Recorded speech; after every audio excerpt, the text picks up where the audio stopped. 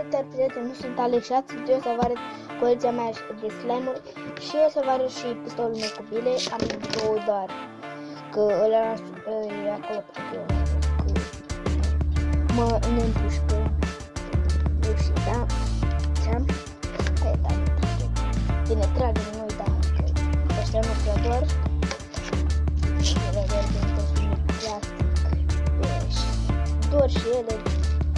Doar și ele, doar că nu foarte mult. Hai să începem prima dată cu slime-urile, pentru că ele durează puțin mult. Dar primul este acesta, care vrea să prima, dacă o lași mai mult, atunci lasă culoare, pentru că eu mai am jucat cu el.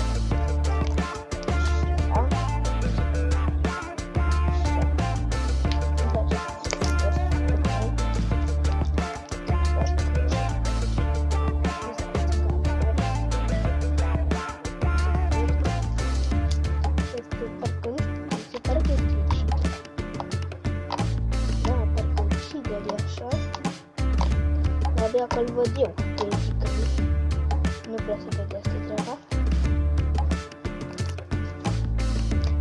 Da, perfect.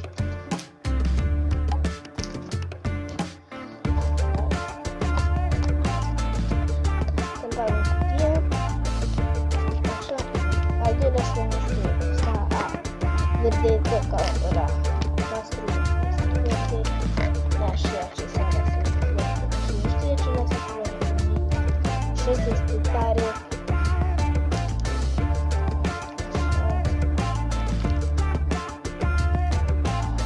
Da, m-am prins unghiul meu de iartă și chiar nici acum nu prea putea. Acum. Da, și ultimul slime este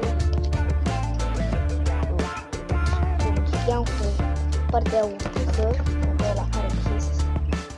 Da? Așa. Acum am unul nou care îmi place foarte mult, deci este aproape zici că e close slime. Bine, zici că e și cred că o să devină, dar dacă îi pun foarte multe șervețele, da, cred că eu la ăsta am pus șervețele și de-aia este așa, da, și îmi place super mult. Sper că se aude un sunet. Așa, ca la close slime se aude aproape. Da. Și acum să vă prezint pistolul meu cu bile. Așa arată pistolul. Vă mai spusei odată. Mai am unul doar că este acolo, că mă joc Counter-Strike, să zic și eu. Da? Așa arată pistolul. Și arată și pe aici. Și ca să-l încarci este super. Prima dată vă arăt cum se deschide ca să bagi bilele. Da. Are aici un buton care apeși pe el. Și da, eu am băgat aici bile. De băgat o bilă se bagă super ușor. Se bagă, adică bagi aici o bilă. Uitați, aici băgați o bilă. Da, știi, e foarte mult pentru că foarte mult are. Și da, ca să-l încărcați, trage așa, doar că eu nu le încarc pentru că se strică arcul. Deci niciodată să nu faceți chestia aia, adică să încărcați după, să lăsați așa, pentru că o să se strice arcul ăla care încărcați și da, așa. Și acum este ăsta de bile, care am eu bilele și ca să scoți bile este ușor, doar trage asta.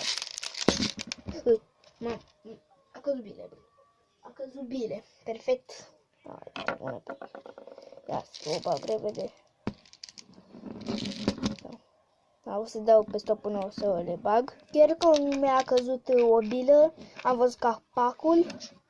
Așa arată căpășul, se pune aici, pe unde curg bilele, deci, da? Cam atât a fost episodul ăsta, sper că v-a plăcut, nu uitați să dați like, să vă abonați, să dați share și ne revedem data viitoare, pa, pa!